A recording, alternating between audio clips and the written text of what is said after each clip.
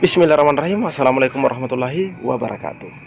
Di video kali ini admin kembali berbagi informasi seputar P3K Guru. Jadi buat rekan-rekan semua, silahkan disimak videonya dengan baik. Jangan di skip agar tidak salah dalam memahami informasi yang admin bagikan.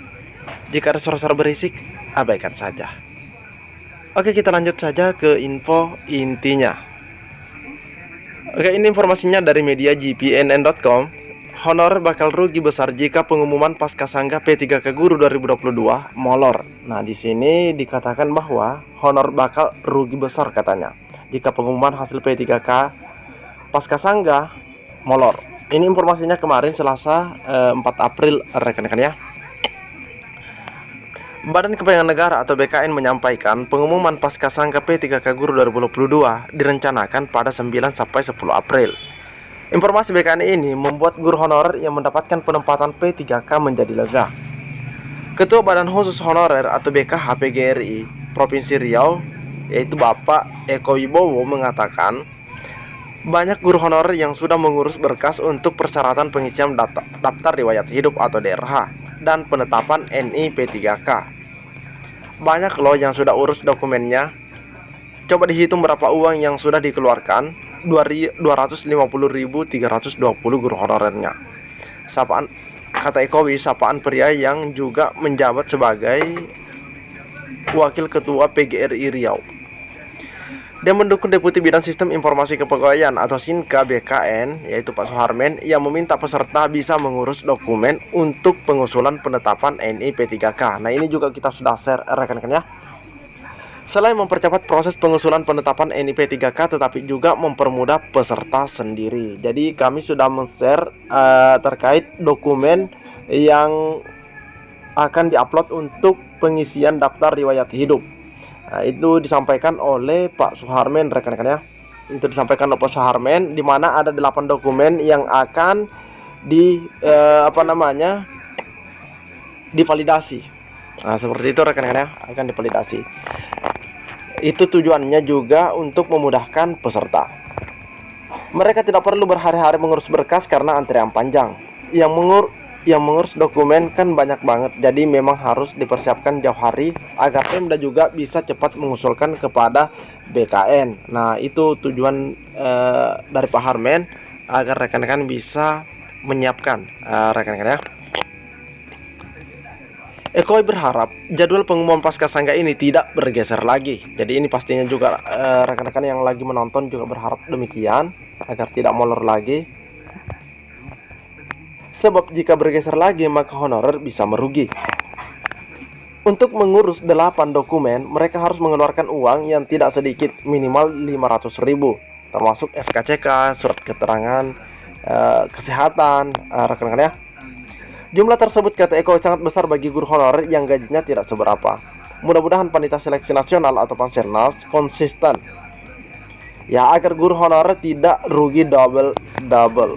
Di sisi lain, Eko berharap Dirjen Guru dan Tenaga Kependidikan atau GTK Kemendikbudristek, yaitu Ibu Nunu Suryani, untuk meluluskan guru honorer yang belum ada penempatan di sekolah induk. Nah, ini ya, ada permintaan agar yang guru yang belum lulus agar ditempatkan ya di sekolah induk. Dia menyebutkan cukup banyak sekolah yang hanya memiliki satu guru PNS dan rata-rata akan pensiun. Semoga Ibu Nunu yang baik hati mau mendengarkan curhatan hati ribuan guru honorer di seluruh Indonesia. Nah, jadi yang belum lulus katanya diluluskan begitu, karena hanya ada satu PNS di sekolah tersebut dan itu pun akan pensiun. Dia menyentir soal THR dan gaji ke-13. Apakah masih ada peluang bagi 250.320 guru honorer mendapatkannya? Eko berharap pemerintah pusat berbaik hati kepada guru honorer. THR dan gaji ke-13 sangat dibutuhkan untuk membiayai anak sekolah pada tahun ajaran baru. Sebelumnya, Deputi Suharmen mengatakan jadwal pengumuman Paskasangga, pengisian DRH hingga penetapan NI P3K Guru 2022 tidak berubah. Sesuai surat nomor 2851 tertanggal 8 Maret ini, ditandatangani pelaksana tugas Kepala BKN Bima Haryawi Bisana. Pengumuman kelulusan Paskasangga pada 9 sampai 10 April mendatang. Kemudian pengisian DRH NIP 3K pada 11 sampai 30 April. Terus usul penetapan NIP 3K pada 24 sampai 18 Mei. Jadi, jangan menunda-nunda menyiapkan dokumen. Ingat, yang mengurus dokumen itu bukan cuma belasan orang, tetapi ribuan hingga belasan ribu per daerah. Nah, di sini dikatakan lagi, lantas apa saja yang harus disiapkan peserta? Deputi Suharmen mengungkapkan ada 8 dokumen. Nah, ini juga kita sudah share rekan-rekan ya. Ada pas foto, ijazah asli, transkrip, nilai, ada daftar riwayat hidup, ada surat pernyataan 5 poin, SKCK, surat keterangan sehat jasmani, dan seterusnya. Ini sudah kita share juga di video sebelumnya rekan-rekan ya. Jadi ini semoga saja tidak molor lagi karena adanya rekan-rekan yang katanya sudah menyiapkan dokumennya. Seperti itu rekan-rekan ya, ada menyiapkan dokumennya dan ini sudah mengeluarkan juga biaya yang tidak sedikit. Selanjutnya di sini ada informasi dari Manokwari ya, di mana guru P3K di Manokwari belum terima gaji dan tunjangan 4 bulan. Nah, ini miris juga rekan-rekan ya. Namun wakil bupatinya merespon. Ini kebetulan informasinya Selasa 4 April. Guru SMA dan SMK berstatus P3K di Kabupaten Manokwari mendatangi kantor Bupati Manokwari.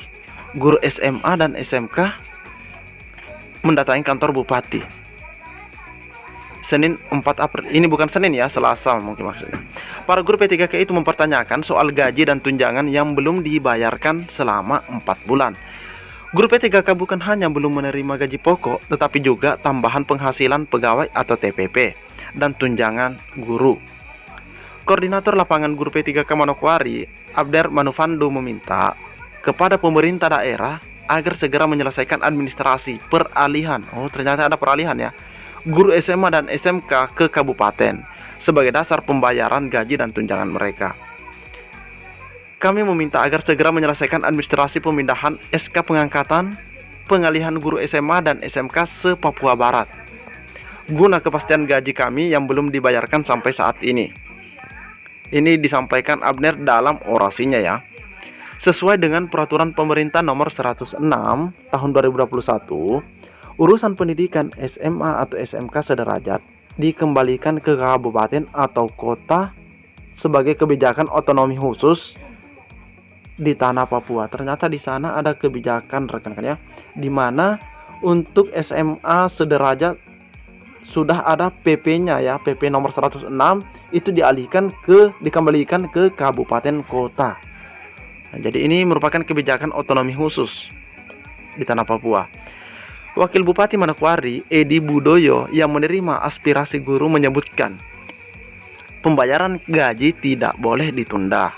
Namun, terkait dengan tunjangan harus menunggu surat keputusan atau SK pelimpahan dari Dinas Pendidikan Provinsi Papua Barat. Jadi ini menunggu SK pelimpahan rekan-rekan ya.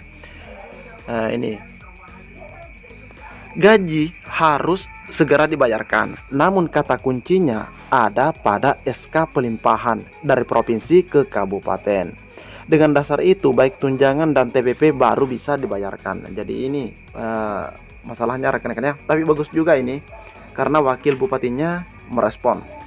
Jadi di situ kata kuncinya adalah menunggu SK pelimpahan dari provinsi ke kabupaten. Karena itu dasarnya rekan-rekan ya. Dia mengakui hingga saat ini penyerahan yang dilakukan pemerintah provinsi baru sebatas personel pendidik dan tenaga kependidikan. Sementara aset dan dokumen belum dilakukan penyerahan. Oh, ini baru GTK-nya. Rekan-rekan ya. Padahal ya harusnya berkasnya juga sudah seharusnya rampung. Sesuai administrasi keuangan daerah, yang kami usahakan adalah mempercepat penyerahan dari provinsi. Tanpa dasar SK pengangkatan, maka pembayaran gaji akan menjadi temuan. Nah, ini bahaya juga nih rekan-rekan ya bagi provinsi, karena ini bisa jadi temuan. Karena ini hak yang harus diterima oleh rekan-rekan P3K. Seperti itu rekan-rekan ya. Oke, ini merupakan kabar yang kurang baik menurut admin. Ini merupakan kabar yang kurang baik dari rekan-rekan yang ada di Manokwari, Papua sana, di mana gaji dan tunjangannya selama 4 bulan tidak terbayarkan. karena masalah SK pelimpahan dari provinsi ke kabupaten. Oke, mungkin cukup sampai di sini. Inilah 2 informasi yang dapat admin bagikan di video kali ini, dan terkait pengisian DRH atau pengumuman Paskasangka semoga tidak molor lagi. Assalamualaikum warahmatullahi wabarakatuh.